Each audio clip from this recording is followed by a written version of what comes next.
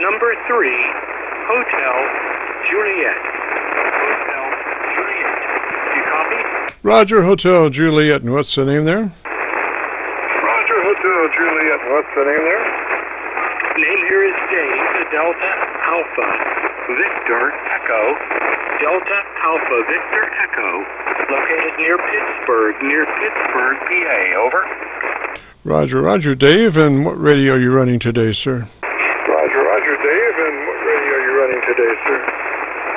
Well, Jim, I'm running the same 7300 that I've talked to you about before, and I think you've helped me with the equalization, and I just wanted to help some observations on the compression level.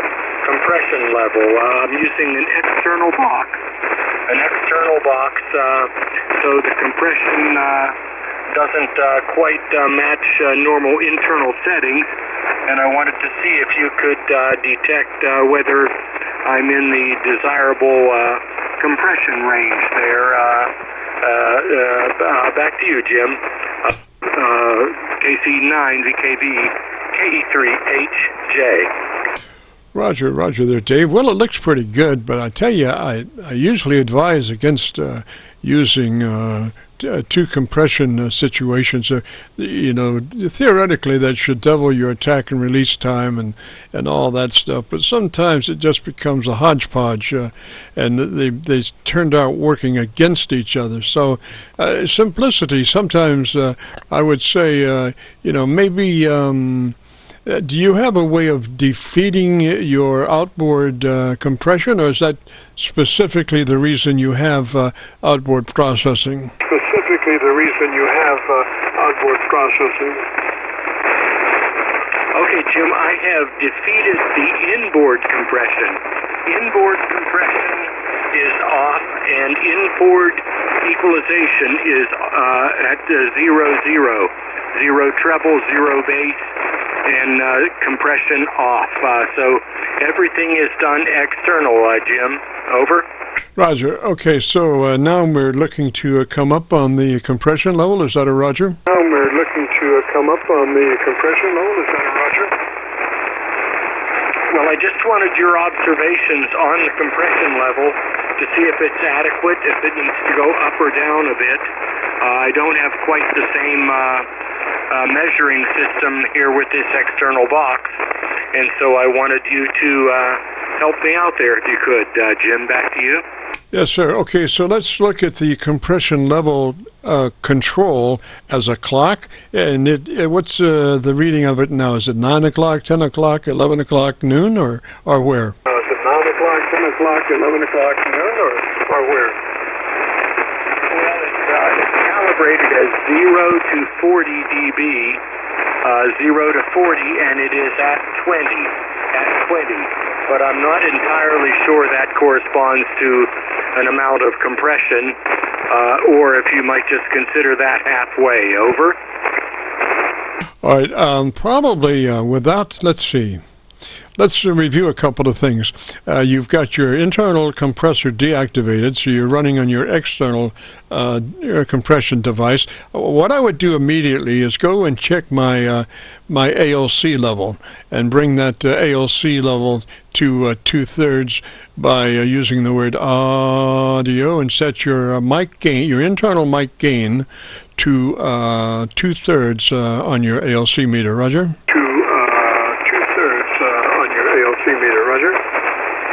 Roger, I'll give that another try. Audio. It's about, I'm going to say it's about 3/4 on the ALC scale, Jim. Over. All right, so then if you're at 20 now on your compressor, bring it up to 30. Bring it up to 30 and let me listen. Up to 30. Bring it up to 30 and let me listen. Okay, now this is at 30. This is at 30 on the compressor. 1, 2, 1, 2, and back to you, Jim. All righty, why don't you give me about 15 seconds or so and tell me about your antenna system, and let me hear that in action. Roger? Antenna system, and let me hear that in action. Roger? Roger, Jim. Well, the antenna here is very simple. It's a 30-some-year-old Gap Challenger vertical. It's an off-center fed vertical dipole.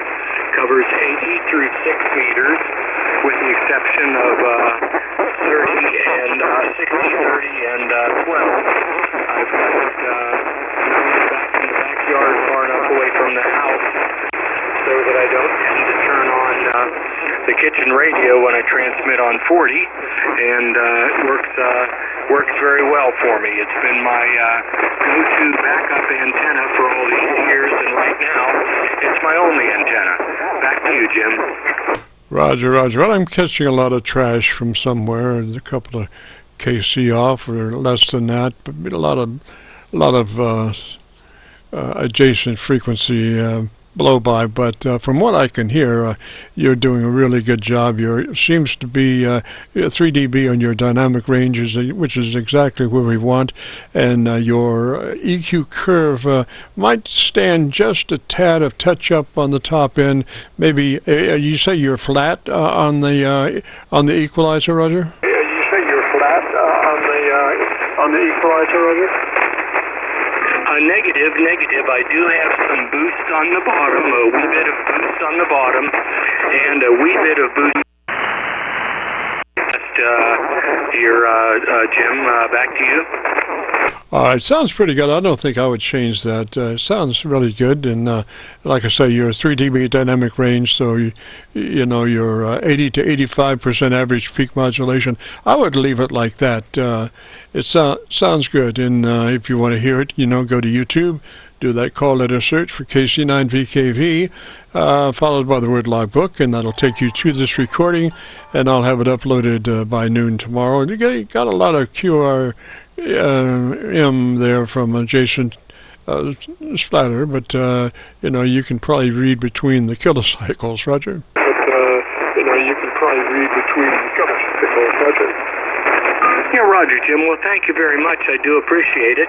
And I also do appreciate your efforts here on this frequency on every Friday. You do a very nice service, provided very nice service for folks that are willing to try to help themselves. So I am happy to support that however I can.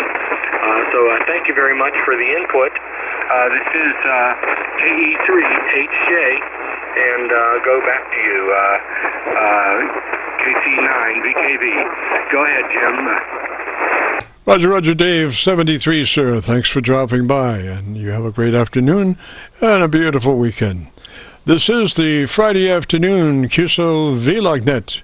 If you have a radio you want to check out, give me a shout.